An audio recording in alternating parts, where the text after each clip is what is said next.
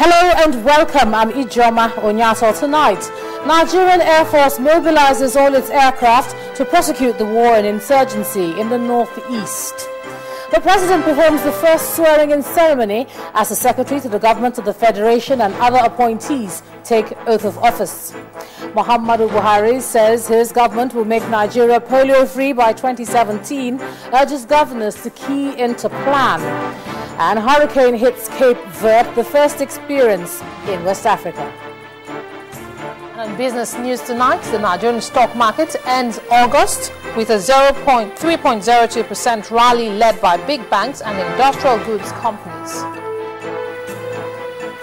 And on sports news tonight, President Buhari congratulates Nigeria's Tigers on Afro Basket Championship victory.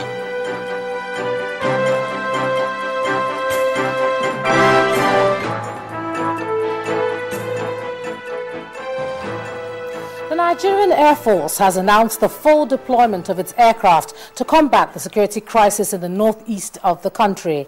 Now, Chief of Air Staff, Air Marshal Sadiq Abubakar, who announced the deployment and the current security challenges in the country are heavily reliant on air power, and discussions are ongoing with the presidency to ensure the Air Force is battle ready. He challenged senior officers of air rank and commanders to ensure that integrity, excellence and service delivery are put first to eliminate mediocrity and corruption in the Air Force.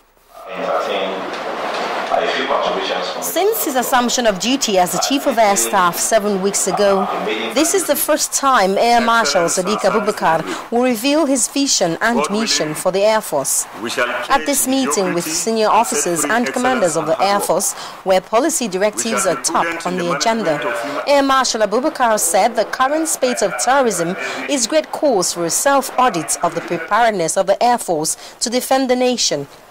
He said he has set up key drivers to help achieve his vision to reposition the Air Force into a highly professional and disciplined force with effective and timely implementation of air power in response to national security needs. Human capacity development through robust and result-oriented training for enhanced professional performance, robust logistics support and maintenance culture to sustain platforms and equipment serviceability, reinforce a culture of self-reliance and prudent management of resources, strategic partnership with MDS for enhanced research and development. The Air Force Chief said the most important task at hand is to assess the assets on ground and make efficient use of them for the current challenges, while the authorities make arrangements for additional air power. We are doing everything humanly possible to mobilize all resources, air assets, that we think will bring about the required change in the northeast and also in the south-south. So in terms of capacity, I can tell you that we are doing everything humanly possible to improve on what we have. And in addition to that, of course, we are making presentations to the government on what we require in order to add to whatever it is that is on ground. The Air Staff Chief said the primary responsibility of the Nigerian Air Force is to defend the nation and protect vital economic interests by air. Interests which he said are presently being hampered by the insurgents in the northeast, therefore requiring strategic response from the Air Force as soon as possible. Omelogo Nadi, Channels Television News. The newly appointed Secretary to the Government of the Federation, Mr. Babachir Lawal, has promised not to disappoint Nigerians in the exercise of his duties. He made this pledge after being sworn in by President Muhammadu Buhari in the council chambers at the presidential villa. He said he and others appointed to the President's kitchen cabinet will do their best to reposition Nigeria, a country, he says, is at the threshold of greatness.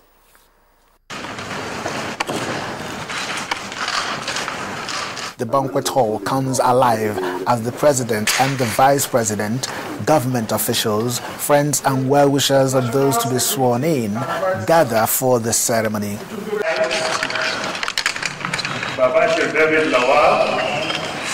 First to be sworn in is Secretary to the Government of the Federation, Engineer Babachir David Lawal.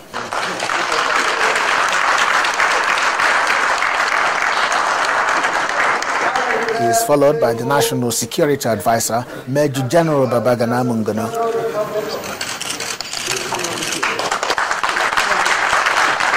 The Special Advisor to the President on Media and Publicity, Mr. Femi Adesina.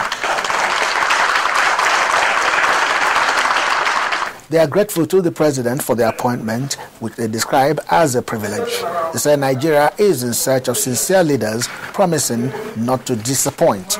We know the President and the Vice President, we know they are men of integrity. We know that they are hardworking people. They are very patriotic. They intend to take Nigeria to greatness. And we are lucky that we are part of this team, and we'll do our best not to disappoint Nigerians, not to disappoint the President, and not to disappoint God. You can be sure of that, because it's a privilege to be asked to serve one's country. And we have sworn to an oath today that we will not betray the country, nor betray the confidence reposed in us. We intend to abide by that oath. The Special Advisor to the President on Media and Publicity also has a word for those who criticize what they call the lopsided nature of the appointments so far. We have said it that the majority of the appointments are his personal staff. He has the prerogative to appoint those ones. Some of those ones are also statutory appointments. The next person in rank normally steps in. And we have said better things are ahead. Every part of the country will be taken care of. These are early days, these are early appointments, many more are still on the way. These appointments are coming at a time Nigeria is said to be at the threshold of greatness and in search of only credible leaders. Nigerians are watching to see what difference the new administration will make. Chukuma Onwepusi, Channels Television News. And the governor of Imo State has also been reacting to these appointments, and some of those recent appointments, some key officials by the president say that they are generating reactions, and many are saying that the southeast has been marginalized. But the Imo State government is giving the assurance that the region will get its fair share of representation. Governor Okorocha, who spoke after a meeting with political leaders in the state, explained that as the commander-in-chief, President Muhammadu Buhari has exercised what the Constitution allows him to do. There's no cause for alarm for the Southeast. It's too early in the day to begin to judge Buhari's intention. I think he means well, and let's give him a chance. Nigeria is one nation, and is nation for all of us. And we must start thinking about nation first, rather than thinking about the sentiments of where we come from. The president has executed his constitutional authority, and I think he has done that to the best interests of the Nigerian people and for the comfort of his administration. But I do assure the Igbos and the millions of Igbos that from my interactions and discussions, the Southeast will not be left out. And we want to see many projects come down to Southeast. The National Publicity Secretary of the All Progressives Congress, Lai Mohammed, has lashed out at all those who claim that the present administration has done little or nothing in 100 days of being in power. Alhaji Mohammed said at no time did the president make a covenant with any group at any forum that so much should be expected in 100 days. He challenged Nigerians to pick up the president's campaign manifesto called My Covenant with Nigeria and point out where the promise was made. He blamed the opposition for what he called concocting the so-called 100-day promise to whip up sentiments for their 16 years of misrule.